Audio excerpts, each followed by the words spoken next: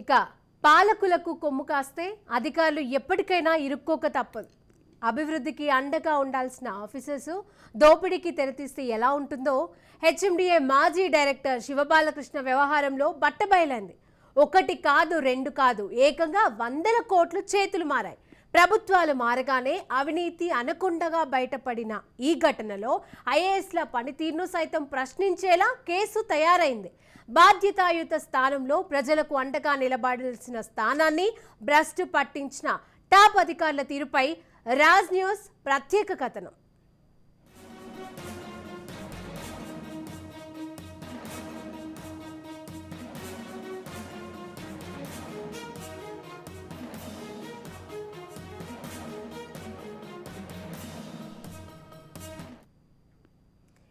తెలంగాణలో బీఆర్ఎస్ పాలనలో ఆ పార్టీ పెద్దల సర్వీస్లో మునిగి తేలి తాము కూడా కొంత వెనకేసుకున్న అధికారులంతా ఇప్పుడు బిక్క చచ్చిపోతున్నారు. ఒక్కొక్కరిగా అరచకాలు, ఆస్తుల డాక్యుమెంట్లతో సహా బయటకు వస్తున్నాయి. ఈ వ్యవహారం ఇప్పుడు సంచలనంగా మారబోతోంది. ఏసీబీ ఇటీవలే శివబాలకృష్ణ అనే హెచ్ఎండిఏ మాజీ డైరెక్టర్ను పట్టుకుంది. ఆయనను ప్రశ్నించే కొద్దీ తీగలాగుతున్నట్లవుతోంది. 10 ఏళ్లలో బీఆర్ఎస్ ప్రభుత్వ పెద్దలకు అత్యంత సన్నిహితంగా ఉన్నవారు చాలా కొద్ది మందే వారి అత్యధికంగా ప్రాధాన్య పోస్టులు తీసుకుంటూ ప్రభుత్వాన్ని నడుపుతూ వస్తున్నారు. పెద్ద ఎత్తున అవినీతికి పాల్పడినట్లుగా అనుమానాలు వ్యక్తమవుతున్నాయి. నిజానికి వీరందరి సమాచారం కాంగ్రెస్ వద్ద ఉంది. ఇప్పుడు అధికారం చేతుల్లోకి రావడంతో మెల్లగా ఒక్కో విషయం బయటకు తెరతీస్తున్నారు. అయితే ఆరోపణలు చేసినట్లుగా కాకుండా ఆధారాలతో సహా దొరికిపోతున్నట్లుగా ప్రొసీజర్ను ప్రభుత్వం ప్లాన్ చేయడమే ఆసక్తికరంగా మారింది. అయితే వీరు ప్రభుత్వం మారే వరకు దిలాసాగానే ఉన్నారు. ప్రభుత్వం మారదని అనుకున్నారు, కానీ ప్రభుత్వం మారింది కాబట్టి దొరికిపోతున్నారు.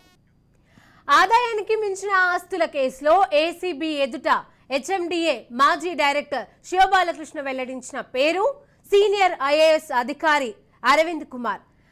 కన్వెన్షన్ స్టేట్మెంట్లో ఆయన పేరునే బాలకృష్ణ చెప్పేశారు. ప్రభుత్వ అనుమతితో అరవింద్ కుమార్కు నోటీసులను జారీ చేసి విచారించేందుకు ఏసీబీ సిద్ధమైంది.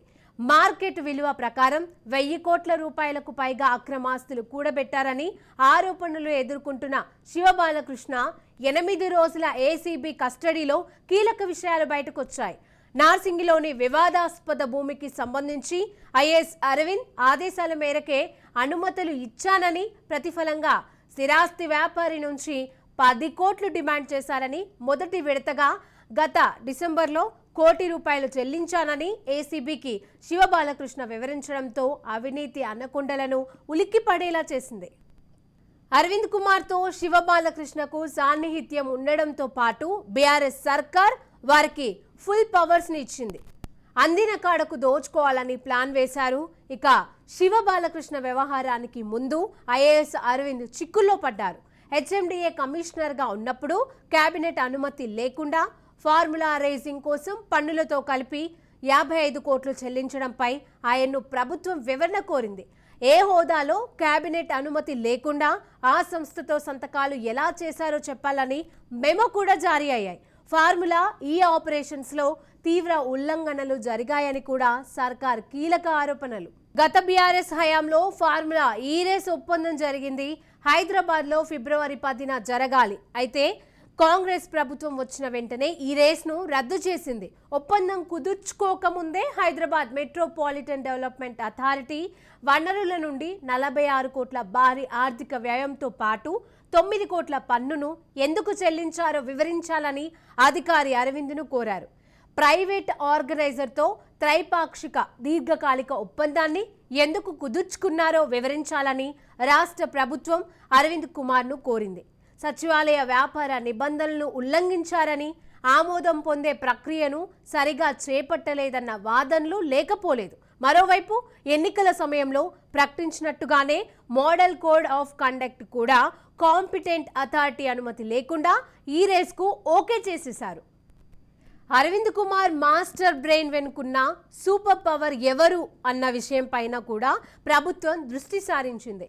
మున్సిపల్ అడ్మినిస్ట్రేషన్లో ఏకంగా 179 మందికి ఉద్యోగాలు కల్పించినట్లుగా లెక్కల్లో తేలడం కూడా ఆయన్ను కష్టాల్లోకి నెట్టిందనే చెప్పాలి. ఇక దీంతో అరవింద్ అవకతవకలపై ఫుల్ ఫోకస్ పెట్టింది తెలంగాణ ప్రభుత్వం. మున్సిపల్ హెచ్ఎండిఏ అధికారిక కార్యకలాపాలలో ప్రతి నిర్ణయం వెనుక అరవింద్ కీలక పాత్ర పోషించినట్లుగా గుర్తించారు. ఇక బీఆర్ఎస్ మాజీ మంత్రి కేటీఆర్ కు అత్యంత సన్నిహితుడిగా పేరొందిన అరవింద్ ఆర్థిక అంశాలలో చక్రం తిప్పారని, తాను చెప్పిందే వేదంగా వ్యవహారం నడిపినట్లుగా ప్రభుత్వ వ్యవహార వర్గాలలో సైతం ఆరోపణలు గుప్పుమంటున్నాయి. శివబాలకృష్ణ ఏసీబీ రైట్స్ తర్వాత విచారణలో అరవింద్ కుమార్ పేరు ప్రముఖంగా వినబడుతోంది. హైరైజ్ బిల్డింగ్ కి 10 కోట్లు డిమాండ్ చేసిందని, కోటి రూపాయలు స్వయంగా ఇచ్చిన అని, మిగతా డబ్బులు వారు చెప్పిన వాళ్లకు అందజేశారని శివబాలకృష్ణ విచారణలో చెప్పినట్టుగా ప్రచారం జరుగుతోంది. అయితే అరవింద్ కుమార్ తీసుకున్న డబ్బులు ఏం చేశారు అనేది ఒక్కసారిగా పరిశీలించాల్సి ఉంటుంది. ఇక వారి ఆస్తుల చిట్టా చూస్తే 2023 జనవరి 1న 2021, 2022 డిపోర్ట్ అందజేసిన రిపోర్టు ప్రకారం వారి పేరు మీద, వారి కుటుంబం పేరు మీద గండిపేటలో ఒక ప్లాట్, గురంగాంలో ఒక ప్లాట్, బాలానగర్లోని ఒక ప్లాట్, వీటితో పాటుగా యాదాద్రి భువనగిరి జిల్లా రామన్నపేట మండలం నీరునేముల అనే గ్రామ రెవెన్యూలో సర్వే నంబర్ 273 నందు 6 ఎకరాల వ్యవసాయ భూమి ఉన్నట్టు, వీటిని 2005, 2006వ సంవత్సరంలో కొన్నట్టుగా చూపించారు. ఇక 2007 నుండి 2022 వరకు ఈ ప్రాపర్టీస్ కొన్న వివరాలు లేవు. అసలు ప్రాపర్టీస్ కొనలేదా? 2014 నుంచి 2023 వరకు బీఆర్ఎస్ ప్రభుత్వ పాలనలో కీలక బాధ్యతలో ఉన్న అధికారి ఏ విధమైన ప్రాపర్టీస్ కొనలేదంటే నమ్మడానికే అవకాశం లేదు. మరి కోట్లాది రూపాయల డబ్బు ఎక్కడికి వెళ్ళింది? బాలకృష్ణ ద్వారానే కోట్ల రూపాయల డబ్బు వచ్చినట్టుగా ప్రచారం జరుగుతోంది. ఈ డబ్బులన్నీ ఎక్కడికి పోయాయన్న ప్రశ్న కూడా అందరినీ తొలిచేస్తోంది.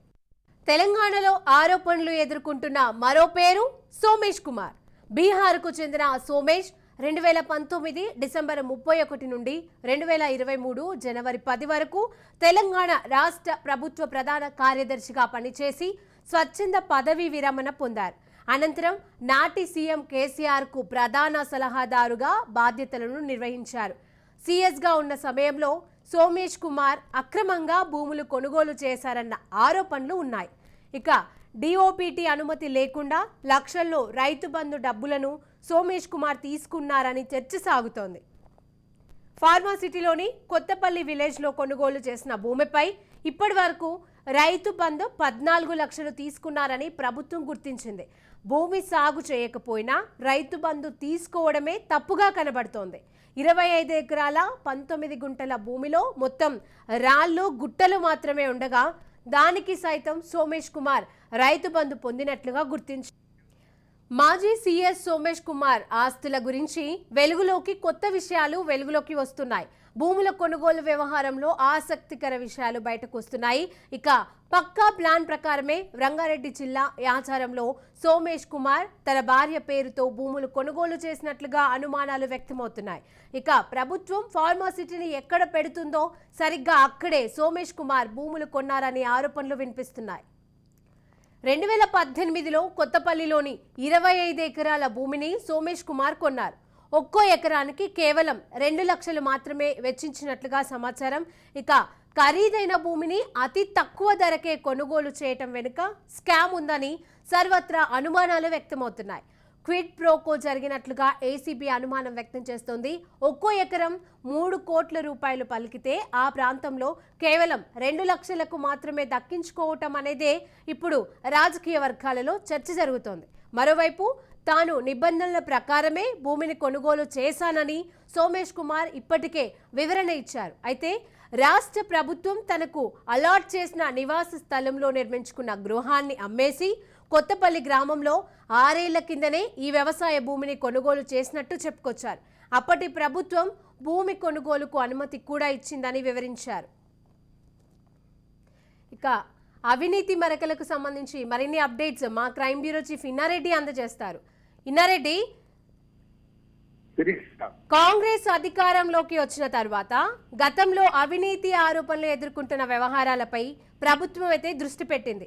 మరి ఈ క్రమంలోనే మాజీ సీఎస్ సోమేష్ కుమార్ కావచ్చు, అలాగే ఫార్ములా ఈ రేస్లో నిబంధనలు ఉల్లంఘించిన ఐఏఎస్ అరవింద్ కోట్ల రూపాయలు హెచ్ఎండిఏకు నష్టం కలిగించడాన్ని ఏ విధంగా చూడాలి? శిరీష, మనం గమనించవచ్చు గత ప్రభుత్వంలో జరిగిన అవినీతి అక్రమాలకు సంబంధించి కాంగ్రెస్ గవర్నమెంట్ ఒక్కొక్కటిగా రిలీజ్ ఇస్తున్న నేపథ్యం కనిపిస్తా ఉంది.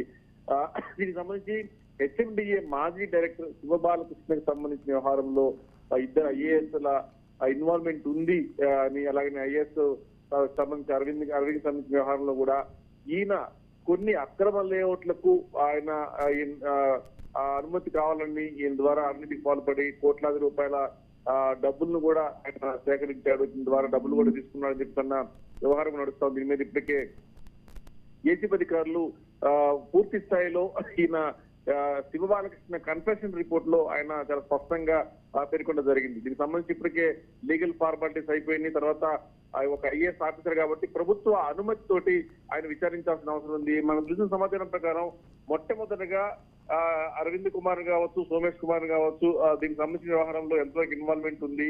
దీంట్లో మొట్టమొదటిగా 161 సిఆర్పిసి కింద సాక్షిగా వాళ్ళను ఎంక్వైరీ చేసే అవకాశం ఉంది.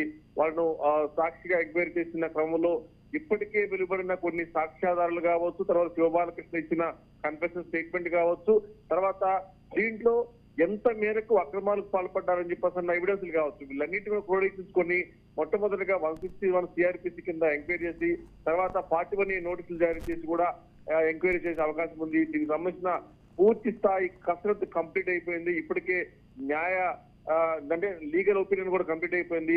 ప్రభుత్వ అనుమతి ఇచ్చిన తర్వాత ఇమ్మీడియట్ గా వాళ్ళని విచారించేందుకు సిద్ధమవుతారు. ఫస్ట్ 160 సిఆర్పిసి అంటే సాక్షి కింద వాళ్ళని విచారించేందుకు కూడా ఇప్పటికే పూర్తి స్థాయిలో అనుమతులకు గవర్నమెంట్ అనుమతి కోసం వెయిట్ చేస్తుంది. గవర్నమెంట్ కూడా విచారణ చేయమని దానికి సంబంధించిన డాక్యుమెంట్ కూడా ఏసీబీకి పంపించే అవకాశం ఉంది. సోమవారం తెలుస్తా ఉంది. మరి సోమవారం తర్వాత మరి ఐఏఎస్ అరవింద్ కుమార్ ని ఏ రకంగా విచారణ చేయమన్నారు.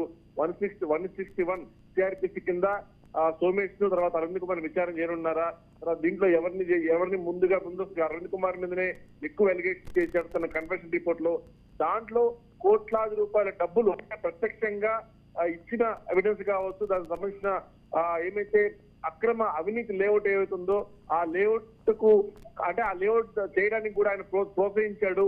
ఆయన ప్రోద్బలంతో కొన్ని అక్రమ భూములకు లేఅవుట్ ఇచ్చారని చెప్పేసి కూడా ఆయన కన్ఫరెన్స్ స్టేట్మెంట్ లో ఒప్పుకున్నాడు. కాబట్టి ప్రస్తుతం ఇద్దరు ఐఏఎస్ సంబంధించిన వ్యవహారంలో మొట్టమొదటిగా అరవింద్ కుమార్ సంబంధించి 161 సిఆర్పిసి కింద గవర్నమెంట్ కనుక యాక్సెప్టెన్స్ ఇస్తే ఇమ్మీడియట్ గా విచారించే అవకాశం కనిపిస్తా ఉంది.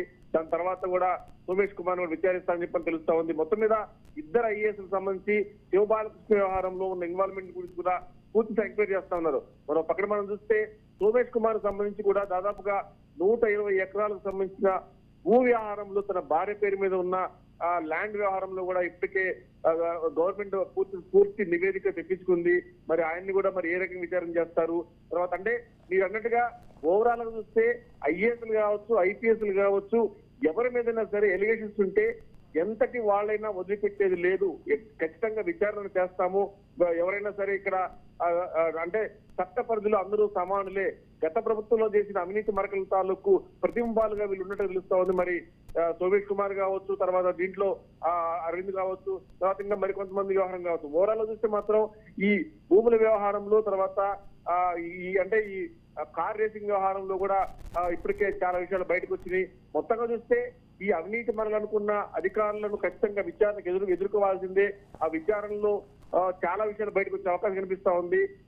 ఇప్పుడు మనం శివబాలకృష్ణ వ్యవహారానికి వస్తే మాత్రం మరి 161 సిఆర్పిసి కింద సోమవారం కానీ మంగళవారం కానీ అరవింద్ కుమార్ తర్వాత విచారించే అవకాశం ఉన్న తర్వాత 45 నోటీస్ కింద ఆయన సాక్షిగా విచారణ చేసి తర్వాత ఆయనకు ఒక నోటీస్ ఇచ్చి అంటే దొరికిన సాక్ష్యాలు కన్ఫెషన్ రిపోర్ట్ తర్వాత ఈయన అరవింద్ గారిని విచారణ చేసినప్పుడు ఇచ్చిన సాక్ష్యాలను బట్టి కూడా ఫర్దర్ గా ముందుకెళ్ళడానికి ఏసీబీ సమాయత్తమైందని మనకు తెలుస్తా ఉంది. Sirisha, right, thank you Innareddy.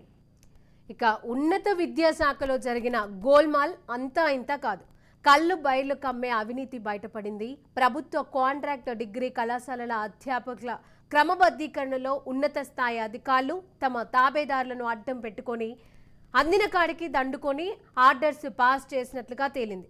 ఇక ఒక్కో డిగ్రీ కాంట్రాక్ట్ లెక్చరర్ నుంచి 5 లక్షలు పుచ్చుకొని పోస్టింగ్స్ని ఇచ్చేశారు. ఇక అప్పటి ప్రిన్సిపల్ సెక్రటరీ నుంచి కమిషనర్ వరకు ముడుపులు ముట్టినట్లుగా ఆరోపణలు ఉన్నాయి. అప్పటి ఉన్నత విద్యాశాఖ ప్రిన్సిపల్ సెక్రటరీ వాకటి కరుణ అండదండలతోనే ఇదంతా తంతు జరిగినట్లుగా తెలుస్తోంది. ఇక ఆమె సపోర్టుతోనే జేడీ ఆర్జేడీ స్థాయి అధికారులు రెచ్చిపోవడం గమనార్హం. ఏ ప్రభుత్వ ఉద్యోగి అయినా ఆర్డర్స్ వస్తేనే విధుల్లో చేరాల్సి ఉంటుంది. కానీ కాంట్రాక్ట్ డిగ్రీ కళాశాలల అధ్యాపకుల క్రమబద్ధీకరణ విషయంలో ఈ నిబంధనలను గాలి కొదిలేసినట్టే కనిపిస్తోంది. తెలంగాణలో అక్టోబర్ 9న ఎలక్షన్ కోడ్ అమల్లోకి వచ్చింది. ఎన్నికల కోడ్ అమల్లోకి వచ్చిన తర్వాత రాష్ట్ర సర్కార్ ఎలాంటి విధానపరమైన నిర్ణయాలు తీసుకోకూడదు, ఏ రకమైన డిసిషన్స్ తీసుకున్నా ముందస్తుగా ఎన్నికల కమిషన్ అనుమతి తప్పనిసరిగా పొందాల్సి ఉంటుంది. కాంట్రాక్ట్ ప్రభుత్వ డిగ్రీ కళాశాలల అధ్యాపకుల పర్మనెంట్ విషయంలో ఉన్నత విద్యాశాఖ నిబంధనలు తుంగలో తొక్కింది. ఇక మోడల్ కోడ్ ఆఫ్ కండక్ట్ను అసలు పట్టించుకోనే లేదు. అప్పటి ఉన్నత విద్యాశాఖ ముఖ్య కార్యదర్శి వాకటి కరుణ కాంట్రాక్ట్ డిగ్రీ కాలేజీల లెక్చరర్ల క్రమబద్ధీకరణకు సంబంధించి జీవో MS 80ను 2023 అక్టోబర్ 7న జారీ చేయడమే ఇందులో జరిగిన అవినీతికి నిదర్శనం. ఎన్నికల కోడ్ అక్టోబర్ 9న వస్తే పాత తేదీలలో 7వ తేదీనే జీవో జారీ చేసినట్లుగా మాన్యువల్గా సంతకం పెట్టేశారు. ఇక జీవో వచ్చిన తర్వాత అక్టోబర్ 11న 61 మంది కాంట్రాక్ట్ అధ్యాపకులను నాంపల్లి ఇందిరా ప్రియదర్శిని కళాశాలలో రాత్రి 11 గంటలకు ఉన్నత విద్యాశాఖ అధికారులు జాయినింగ్ ఆర్డర్స్ ఇవ్వడం గమనార్హం. అయితే అక్టోబర్ 11న జాయినింగ్ ఆర్డర్స్ పొందినట్లు తెలిస్తే ఎన్నికల నియమావళిని ఉల్లంఘించినట్లు అవుతుందనే ఉద్దేశంతోనే ఈ 61 మందిని 8వ తేదీన విధిలో చేరినట్లుగా పాత తేదీతో ఇన్స్వర్డ్లోనే నమోదు చేయించుకున్నారు. తెలంగాణ IAS అధికారుల్లో నవీన్ మిట్టల్ మరో అధికారి పేరు. అయితే ఈయనపై అక్రమ ఆస్తుల ఆరోపణలు కోకొల్లలు. నాటి బీఆర్ఎస్ ప్రభుత్వం చక్రం తిప్పిన అధికారుల్లో ఒకరిని ప్రభుత్వ వర్గాలలో నిత్యం అప్పట్లో చర్చ సాగుతూ ఉండేది. పంజాబ్ రాష్ట్రానికి చెందిన నవీన్ మిట్టల్ 1996లో ఆల్ ఇండియా సర్వీసెస్కు ఎంపికయ్యారు. వివిధ హోదాలలో పనిచేశారు. ఏ డిపార్ట్మెంటులో పనిచేసినా అక్కడ అవినీతి అక్రమ కార్యకలాపాలకు పాల్పడినట్లుగా అతనిపై అనేక ఆరోపణలు వచ్చాయి. హైదరాబాద్ జిల్లా కలెక్టర్గా విధులు నిర్వహించిన సమయంలో గుడిమల్కాపూర్ పరిధిలో ఓ ప్లాట్కు సంబంధించిన నో అబ్జెక్షన్ సర్టిఫికేట్ వ్యవహారంలో FIR నమోదైంది. ఇక హైకోర్టు సైతం ఆ కేసులో ఆగ్రహం వ్యక్తం చేసింది. ఆయన హయాంలోనే కలెక్టరేట్లో కీలక ఫైళ్లు సైతం మాయమయ్యాయి. భాగ్యనగరం పరిసర ప్రాంతాలలో కుటుంబ సభ్యుల పేర్లతో భూములు, విలువైన స్థలాలు కూడా కొన్నట్లుగా ఆరోపణలు ఉన్నాయి. ఇంటర్ ఆన్లైన్ మూల్యాంకనం విషయంలో గ్లోబరీనా సంస్థకు అంటగట్టే ప్రయత్నం చేశారని విద్యా ఐకాస్ ఆరోపించింది. గ్లోబరీనాకు క్లీన్ చిట్ ఇచ్చేందుకు కోట్ల రూపాయల ఒప్పందం జరిగిందని అప్పట్లో ఐకాసా నేతలు ఆరోపించారు. ఫ్రీ బిల్డింగ్ వ్యవహారంలో అవకతవకలు జరిగాయని ప్రధానంగా విమర్శించారు. వార్తల ఆధారంగా తెలంగాణ IAS అధికారి నవీన్ మిట్టల్పై దర్యాప్తు చేసి చర్యలు తీసుకోవాలని కేంద్రంలోని DOPT, రాష్ట్రపతి ఆదాయ పన్ను శాఖ, సెంట్రల్ విజిలెన్స్, CBI, EDలకు హైకోర్టు న్యాయవాది రాజేష్ కుమార్ ఫిర్యాదు చేశారు. ఇంత జరుగుతున్నా కేసీఆర్ అండ్ టీం మాత్రం నవీన్ మిట్టల్పై ఎలాంటి చర్యలు తీసుకోకపోవడం వెనుక కేటీఆర్ హస్తం ఉందన్న గుసగుసలు బాగానే వినిపించాయి. ఇక ఇదే అంశానికి సంబంధించి మరిన్ని అప్డేట్స్ మా ప్రతినిధి విక్రాంత్ అందజేస్తారు. విక్రాంత్, గ్లోబరీనా వ్యవహారంలో అధికారుల పాత్రపై పలు అనుమానాలు అయితే వ్యక్తమవుతున్నాయి. ఆరోపణలు ఎదుర్కొంటున్న ఆ అధికారి గతంలో ప్రభుత్వ మార్గదర్శకాలకు పట్టించుకోలేదన్న ఆరోపణలు సైతం ఉన్నాయి. అయితే దీన్ని ఏ విధంగా చూడాలి? వాస్తవం మీరు అన్నట్టు ఇటు అధికారి కూడా పంజాబ్ రాష్ట్రానికి చెందినటువంటి Indian services all India services ఎంపిక అయిన నేపథ్యంలో కూడా ఆంధ్రప్రదేశ్ రాష్ట్రానికి ఉమ్మడి ఆంధ్రప్రదేశ్ రాష్ట్రంలో కూడా విధులు నిర్వహించాడు. ఆ తర్వాత కూడా కొత్త తెలంగాణ రాష్ట్రం ఏర్పడిన తర్వాత కూడా తెలంగాణకు పోస్ట్ చేయబడ్డాడు. ప్రస్తుతం రెవెన్యూ శాఖలో ప్రభుత్వ ముఖ్య కార్యదర్శిగా కూడా విధులు నిర్వహిస్తున్న నేపథ్యంలో కూడా ఆల్ ఇండియా సర్వీస్ క్యాడర్ అధికారిగా, ఆ సంస్థకు అధిపతిగా కూడా వివిధ హోదాల్లో పనిచేశారు. కానీ ఆయన ప్రవర్తన చూస్తే మాత్రం కొంత ఈయన ఏ డిపార్ట్మెంట్ లో పనిచేసినా కానీ అక్కడ అవినీతి అక్రమ కార్యకలాపాలకు పాల్పడినట్టు కూడా అతనిపై అనేకమైనటువంటి ఆరోపణలు ఉన్నాయి. ఉదాహరణకు కూడా చాలా వైపు ఇటు హైదరాబాద్ జిల్లా కలెక్టర్ గా విధులు నిర్వహించినప్పుడు కూడా హైదరాబాద్ గుడిమల్కాపూర్ నానక్రాగూడలో కూడా సుమారు దాదాపు 6,000 చదరపు గజాల మేరకు కూడా ఒక ప్లాట్ కు సంబంధించిన నో అబ్జెక్షన్ సర్టిఫికేట్ కూడా ఈయన ద్వారా జారీ చేయబడిందని తెలుస్తా ఉంది. ఈయన మీద అప్పట్లో ఎఫ్ఐఆర్ కూడా బుక్ అయింది. హైకోర్టు అతనిపై క్రమశిక్షణా చర్యలు, క్రిమినల్ చర్యలు కూడా తీసుకోవాలని కూడా ఆదేశించింది. వాస్తవానికి ఇతని ఆస్తికి సంబంధించి కూడా కుంభకోణంలో సైతం చక్రం తిప్పాడు. గౌరవ లోకాయుక్తపై కూడా ఆయన వ్యక్తిగతంగా విమర్శకులు దిగడంతో కూడా అతనిపై చర్యలపై కూడా సుమోటగా కాంగ్నిజెన్స్ కూడా తీసుకున్న పరిస్థితి కనిపించింది. ప్రభుత్వం తరఫున కూడా అభియోగాలు మోపింది. ఈ అధికారి పైన పేరు చట్టవిరుద్ధమైన చర్య కోసం కూడా 2012 సంవత్సరంలోనే ఈ వ్యవహారం జరిగిందని తెలుస్తా ఉంది. అతనిపై క్రిమినల్ తెలుగుతేటలు ప్రదర్శించి కూడా తనకంటే జూనియర్ అయిన అతని వారసుడు పేరు మీద కూడా ఛార్జ్ మెమోను సిద్ధం చేశాడనే సాక్షితో కూడా క్యాట్ నుండి కూడా తప్పించుకోగలిగాడు. అయితే స్వతంత్ర అధికారితో కూడా విచారణ జరిపించేందుకు అప్పట్లో హైకోర్టు ప్రభుత్వానికి స్వేచ్ఛనిచ్చింది. కానీ ఈ కేసు ముందుకు సాగలేదు. అప్పట్లో ప్రభుత్వంతో కొంచెం కలుపుగోలుగా ఉన్న నేపథ్యంలో కూడా ప్రభుత్వం ఇతన్ని మచ్చిక చేసుకుని కూడా ఇతను ప్రభుత్వాన్ని పక్కదారి పట్టించాడని కూడా ఆరోపణలు ఉన్నాయి. ఈ నేపథ్యంలో ఈ ఐఏఎస్ అధికారి మాత్రం అప్పట్లో జిహెచ్ఎంసీ స్పెషల్ కమిషనర్ గా ఉన్నప్పుడు కూడా అతనిపై వచ్చిన అవినీతి ఆరోపణలపై కూడా విచారణకు అప్పటి రాష్ట్ర ప్రభుత్వం భూపరిపాలన ప్రధాన కమిషనర్ కు కూడా ఉత్తర్వులు జారీ చేసింది. కానీ ఒక ప్రముఖ రాజకీయ నాయకుడితో ఉన్న సాన్నిహిత్య కారణం కూడా ఆయనపై ఏసీబీ దాడులు చేయలేకపోవడం కూడా చాలా దురదృష్టం అనేసి కూడా ఇప్పట్లో ఈ ప్రభుత్వానికి సంబంధించిన కొంతమంది అధికారులు కూడా తెలియజేస్తున్నారు. అయితే అతనిపై వచ్చిన ఆరోపణల దృష్ట్యా కూడా ఆయనను అప్పట్లో జిహెచ్ఎంసీ స్పెషల్ కమిషనర్ పోస్ట్ నుంచి కూడా మార్చి మరికొన్ని విభాగాల్లో కూడా మార్చారు. ప్రస్తుతం కూడా ఈ ప్రభుత్వంలో కూడా కీలకమైన శాఖలో ఉన్నప్పటికీ అతనిపై గతంలో ఉన్నటువంటి ఆరోపణలకు సంబంధించి అది రుజువు చేసే పనిలో మాత్రం ప్రభుత్వం ఉన్నట్లుగా తెలుస్తోంది. రానున్న రోజుల్లో కూడా అతనిపై క్రిమినల్ చర్యలు తీసుకునే ఉద్దేశం మాత్రం కనిపిస్తా ఉంది. Sudheesh, right, thank you Vikrant. HMDA మాజీ డైరెక్టర్ శివబాలకృష్ణ అడ్డగోలు సంపాదనలో ఒక్కొక్క ఐఏఎస్ల పేర్లు బయటకు వస్తున్నాయి. కీలక ఉన్నత అధికారుల ఆస్తుల వ్యవహారం తీవ్ర చర్చనీయాంశంగా మారింది. బీఆర్ఎస్ హయాంలో ఐఏఎస్, ఐపీఎస్ అధికారులు భారీగా ఆస్తులు కూడబెట్టుకుంటున్నారన్న అనుమానాలు వ్యక్తమవుతున్నాయి. తాజాగా మరో కీలక రిటైర్డ్ ఐఏఎస్ అధికారి రజత్ కుమార్ భూముల వ్యవహారం హాట్ టాపిక్ గా మారింది.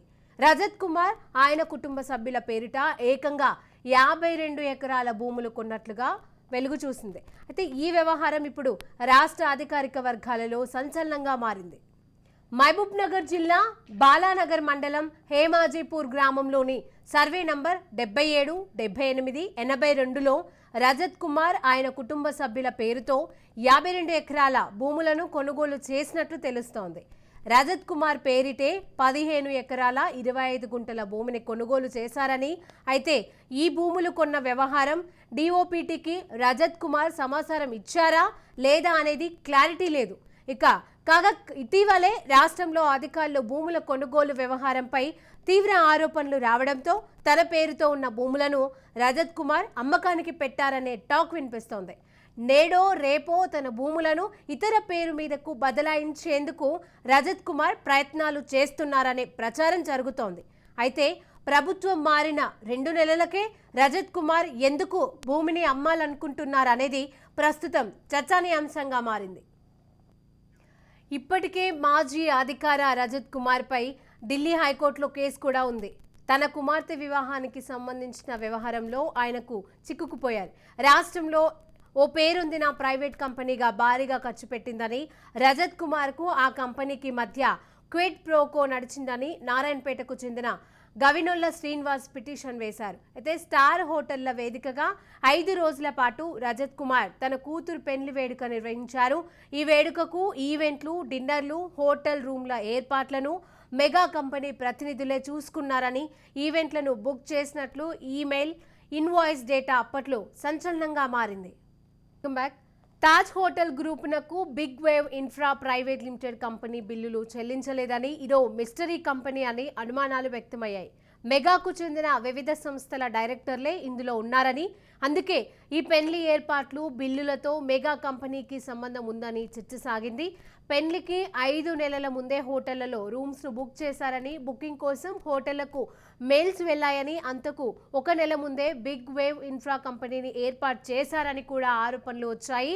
తాజ్ ఫలక్నామా ప్యాలెస్ లో అతిథులకు రజత్ కుమార్ ఖరీదైన విందు ఇచ్చారని, ఒక్కో ప్లేట్కు 16,000 రూపాయల లెక్కన ఖర్చు అయిందని విమర్శలు తలెత్తాయి. అయితే మా సంస్థకు సంబంధం లేదని, వ్యక్తులు ఎవరైనా రజత్ కుమార్ కు సహకరించి ఉంటారని కంపెనీ ప్రతినిధులు చెప్పడం కూడా అప్పట్లో సంచలనంగా మారింది.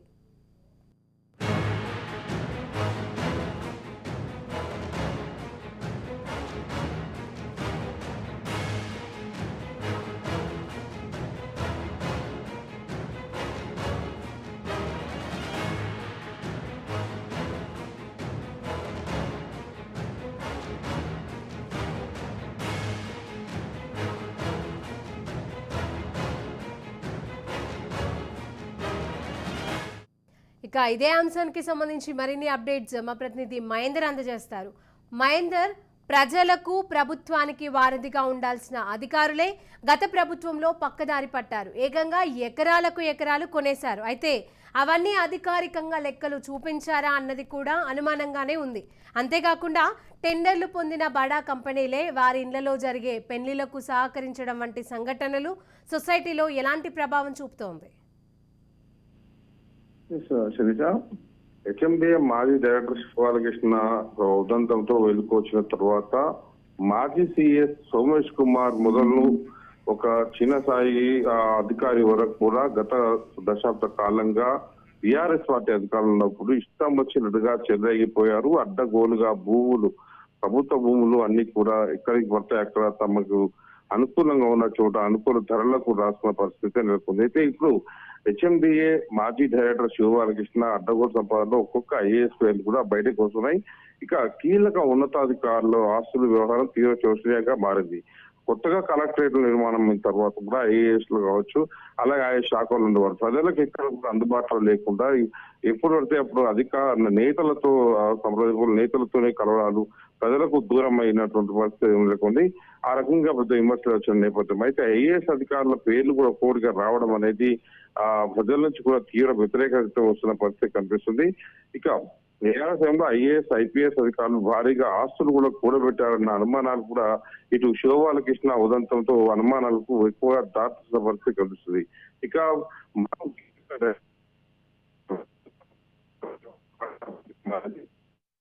ఆయన కుటుంబ సభ్యుల పేట కూడా 52 ఎకరాల భూములు ఉన్నట్లు కూడా వెలుగుతుంది.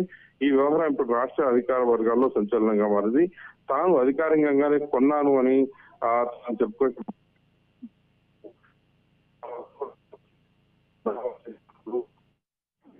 కానీ విచారణ మాత్రం రజత్ కుమార్ భూములపైన వేగవంతంగా పరిస్థితి కనిపిస్తుంది. మహబూబ్నగర్ జిల్లాలో బాలనగర్ మండలంలో హేమాజీపూర్ గ్రామంలో సర్వే నంబర్ 77, 78, 82లో రజత్ కుమార్ ఆయన కుటుంబ సభ్యులతో 52 ఎకరాల భూములు కొనుగోలు చేసినట్టుగా తెలుస్తుంది. రజత్ కుమార్ పేటే 15 ఎకరాల 25 గుంటల భూమి కొనుగోలు చేశారని గుర్తించినట్టుగా తెలుస్తుంది. మొత్తం ఈ భూములు కొన్న వ్యవహారం అంతా కూడా డిఓపిటికి రజత్ కుమార్ సమాచారం ఇచ్చారు లేక అనేది క్లారిటీ ఇంకా రాలేని పరిస్థితి ఉంది. ఇక ఇటీవల రాష్ట్రంలో అధికారులు భూములు కొన్న వ్యవహారంపై తీవ్ర ఆరోపణలతో తన పేరును ఉన్న భూములు రజత్ కుమార్ అమ్మడానికి పెట్టారనే టాక్ కూడా వినిపిస్తుంది. నేడు రేపు తన భూములు ఇతర పేర్ల మీద బదలాయించేందుకు రజత్ కుమార్ ప్రయత్నాలు చేస్తున్నారనే ప్రచారం కూడా జోరుగా కొనసాగుతుంది. అయితే ప్రభుత్వం మారిన 2 నెలలకే రజత్ కుమార్ ఎందుకు భూమి అమ్మాలనుకుంటున్నారనేది ప్రస్తుతం చర్చనీయాంశంగా మారింది. ఇప్పటికే మాజీ అధికారి రజత్ కుమార్ పై ఢిల్లీ హైకోర్టులో కేసు కూడా ఉంది. తన కుమార్తె వివాహానికి సంబంధించి వ్యవహారంలో ఆయనకు ఒక కేసు అయితే చిక్కుపోయిన పరిస్థితి కనిపిస్తుంది. రాష్ట్రంలో ఒక పేరొందిన ప్రైవేట్ కంపెనీ భారీగా ఖర్చు పెట్టిందని, రజత్ కుమార్ కు ఆ కంపెనీకి మధ్య కిట్ ప్రోకో నడిచిందని ఇటు నారాయణపేటకు చెందినటువంటి జమునల శ్రీనివాస్ అనే వ్యక్తి పిటిషన్ కూడా వేశారు. స్టార్ హోటల్ వేదికగా 5 రోజుల పాటు రజత్ కుమార్ తన కుమారుడు కూతురు పెళ్లికి వేడుకను నిర్వహించారు. ఈ వేడుకకు ఈవెంట్లు, డిన్నర్లు, హోటల్ రూమ్లు, అట్లాగే మొత్తంగా కూడా ఖర్చంతా కూడా ఏర్పాట్లను మెగా కంపెనీ ప్రతినిధులే చేసుకున్నారని కూడా ఈ ఈవెంట్ లో బుక్ చేసినట్టుగా కూడా ఈమెయిల్ ఇన్ వాయిస్ డేటా అప్పట్లో సంచలనంగా మారింది. తాజ్ హోటల్ గ్రూప్ కూడా big wave in pro private limited కంపెనీకి బిల్లులు చెల్లించిందని, ఇది ఒక మిస్టరీ కంపెనీ అని కూడా అనుమానాలు వ్యక్తమవుతున్న పరిస్థితి కనిపిస్తుంది. ఇంకా మెగా కంపెనీకి సంబంధించినట్టు వివిధ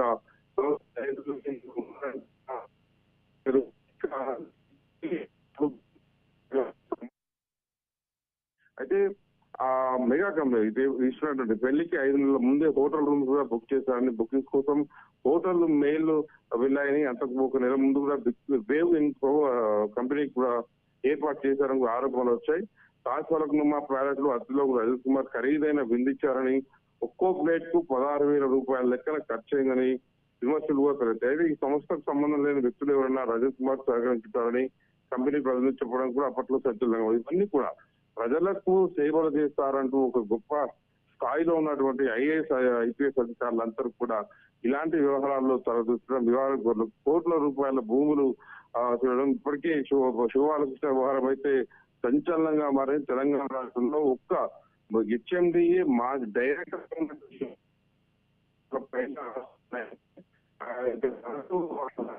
వారెవరు, ఇంకా తనకన్నా ఉన్నత స్థాయి అధికారులు ఎవరెవరు, తనతో పాటు పనిచేసుకున్న వారెవరు, కింది స్థాయి పై స్థాయి అధికారులు, అలాగే లబ్ధి పొందినటువంటి కంపెనీలో అన్ని పెట్టిన కూడా ఆరాలు తీసుకున్న పరిస్థితి కనిపిస్తుంది. దాంట్లో భాగంగానే ఒక్కొక్క కలెక్టర్, ఒక్కొక్క ఐఏఎస్ అధికారి పేర్లు కూడా శివబాలకృష్ణ చెప్తూ వస్తున్నారు. ఇక విచారణ అయితే కొనసాగుతూనే ఉంది. మరి తన విచారణ పూర్తయ్యేసరికి ఇంకా ఎంతమంది ఐఏఎస్ అధికారుల పేరు, ఐపీఎస్ అధికారుల పేరు, ముఖ్య నేతల పేర్లు చెప్పే అవకాశం ఉందో వేచి చూడాల్సిన పరిస్థితి ఉంది. ఇంకా ఉన్నాయని అనుమానాలు కూడా పెద్ద ఎత్తున వస్తుంది. అయితే ఇప్పటికీ భూములు కొనుగొన్నటువంటి ఐఏఎస్ అధికారులపై అయితే ప్రభుత్వం దృష్టి సారించింది. కొత్తగా ఏర్పడినటువంటి కాంగ్రెస్ ప్రభుత్వం ఎవరిని కూడా వదలబోము, పూర్తిగా గత ప్రభుత్వంలో జరిగినటువంటి అన్యాయాలు కావచ్చు, ఈ భూ దోపిడీలు కావచ్చు, వీటన్నిటిపైన చర్యలు చేపడతాం. ఖచ్చితంగా వీటన్నిటిని కూడా రికవరీ చేసే ప్రయత్నంగా చేస్తామన్నట్టుగా చెప్తున్న నేపథ్యంలో ఐఏఎస్ అధికారులు తొందరపడి ఇప్పటికిప్పుడు తమ చేసిన తప్పులను సరిదిద్దుకోవడానికి ఉన్నటువంటి భూములు కూడా అమ్మకానికి పెట్టాలని కూడా తెలుస్తుంది. అని తెలిసే తను భూములను అమ్మకానికి పెట్టినట్లుగా తెలుస్తోంది, అంతేనా? ఖచ్చితంగా ఒక రజత్ కుమారే కాదు, ఇక ఇతర ఐఏఎస్ అధికారులందరూ కూడా లోపల అంతా కూడా సర్దుకున్న పరిస్థితి కనిపిస్తుంది. ఎక్కడ తమ పేరు బయటకు రావద్దని ఒకవైపు, కొంతమంది అయితే ఇప్పుడు అధికారులు ఉన్నటువంటి మంత్రులను సైతం కలవడానికి ప్రయత్నాలు చేస్తున్నట్టు కూడా తెలుస్తుంది. కానీ కొత్తగా రాష్ట్రం వచ్చినటువంటి ప్రభుత్వం ప్రక్షాళన దిశగా అడుగులు వేస్తున్న నేపథ్యంలో ఈ పాపం బురద తమకు అంటకుండా ఉండడానికి తమంతా కూడా ఎవరిని కూడా కలవడానికి సమయం అయితే ఇవ్వడం పరిస్థితి అన్నట్టు కూడా తెలుస్తుంది. కొంతమంది ఐఏఎస్ ఐపీఎస్ అధికారులందరూ కూడా గత ప్రభుత్వంలో చెరుడైపోయిన అంతలో కూడా కొత్తగా ఏర్పడినటువంటి ప్రభుత్వ నేతలను, ప్రభుత్వం ఉన్నటువంటి అధికారులను, మంత్రులను కలిసేందుకు చాలా వరకు ప్రయత్నాలు చేస్తున్నా కూడా కాంగ్రెస్ ప్రభుత్వం, రేవంత్ రెడ్డి ప్రభుత్వం అయితే చాలా సీరియస్ గా ఉన్న నేపథ్యంలో ఎవరు కూడా ఈ గత 10 ఏళ్లుగా చేసినప్పుడు ఈ అన్యాయాలు, ఆక్రమణలకు పాల్పడిన వారందరినీ కూడా దూరం పెట్టాలనే ఆలోచనతో ఉంది.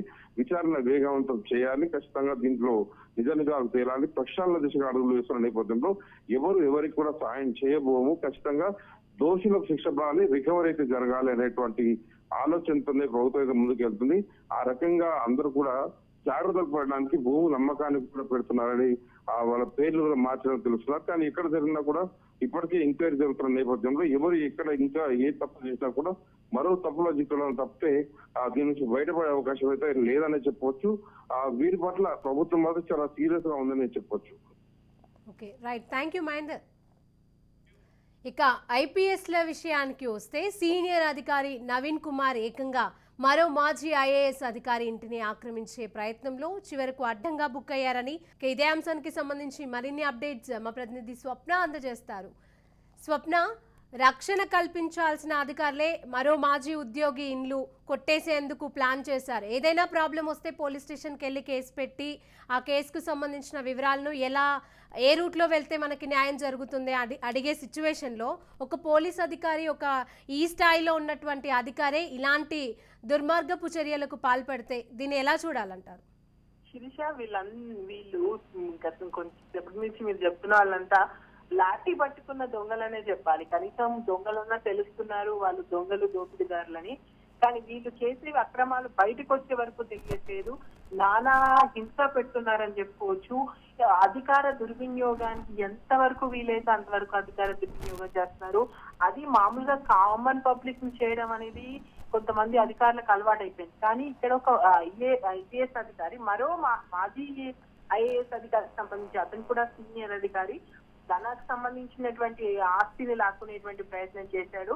అది ఏ ఇంట్లో అయితే ఉంటున్నాడో ఆ ఇల్లు తనదిగా భావించడానికి నకిలీ డాక్యుమెంట్స్ సృష్టించి, అంటే ఒకవేళ అక్కడ ఉన్నది మాజీ ఐఏఎస్ కాబట్టి ఓకే, ఆ పరిస్థితిలో ఇంకా ఎవరైనా సామాన్యుడు ఉంటే మాత్రం ఎంత హల్చల్ చేసేవారు, ఎంత బెదిరించేవారు, ఆ సిచ్యువేషన్ ఇంకే రకంగా డీల్ చేసేవారో మనకు తెలుసు. అంటే ఎదుట ఉన్నది ఎవరు అనేది కూడా అవసరం లేకుండా నాకు ఈ ఆస్తి కావాలి అంటే ఖచ్చితంగా దాని మీద కన్నేసేసి దాన్ని ఎలా అయినా లాక్కునేటువంటి పరిస్థితులు అయితే ప్రస్తుతం ఉన్నాయి. ఇప్పుడు మనం నవీన్ కుమార్ ఇష్యూని కూడా తీసుకుంటే ఇది ఆయన కొన్ని రోజులుగా ప్లాన్ ప్రకారం చేసింది. అంటే 5 ఏళ్ల కిందటే ఒక అగ్రిమెంట్ ఉన్నట్టుగా సృష్టించి ఫేక్ డాక్యుమెంట్లు మొత్తం క్రియేట్ చేసి దాంతో ఏంటి అనేది మొత్తం అధికారులు వచ్చి దర్యాప్తు చేసే వరకు కూడా ఏం తెలియకపోవడం. పైగా ఇతను మామూలుగా ఉన్నటువంటి అధికారి కాదు, పోలీస్ అకాడమీలోనే 6 ఏళ్లు సేవలు అందించారు. గతంలో వికారాబాద్ ఎస్పీగా చేశాడు, ఉమ్మరంగారెడ్డి జిల్లాలో డీఎస్పీగా విధులు నిర్వహించాడు. అంటే చిన్న స్థాయి అధికారి కాదు. ఇట్లాంటి వ్యక్తి కూడా ఇలాంటివి చేయడం అనేది చివరికి ఒక ఆస్తి వివాదం కేసులో సీనియర్ ఇండియన్ పోలీస్ సర్వీస్ అధికారి అంత పెద్ద హోదాలో ఉన్నటువంటి వ్యక్తి ఇప్పుడు ఊసలు లెక్కించాల్సినటువంటి పరిస్థితి వచ్చింది. కేవలం తనకు కాని సొమ్ము మీద ఆశపడి అధికారం ఉంది కదా అని చెప్పేసి అధికార దుర్వినియోగానికి పాల్పడ్డా మనల్ని ఎవరు ఏం చేయడనుకుంటే ఓ టైంకి పాపం పండుతుంది, పరిస్థితులు బయటకు వస్తాయి. అండ్ ప్రస్తుతం అయితే అవినీతి అధికారులే ఉలిక్కిపడేలా చేసినటువంటి ఈ ఘటనకు సంబంధించి ప్రస్తుతం అయితే ఇంకా విచారణ అది అంతా కూడా ఇంకా జరుగుతుంది. దానికి అరెస్ట్ కూడా అవ్వడం జరిగింది. ఇంకా ఏమేమి బయటకు వస్తాయో, ఇంకెంతమందిని ఇలా బెదిరించాడో, ఇంకా ఎన్ని రకాల ఆస్తులు లాక్కున్నాడో, వీటన్నిటి గురించి కూడా ఇంకా విచారణలో మనకు బయటకు వచ్చేటువంటి అవకాశం ఉంది.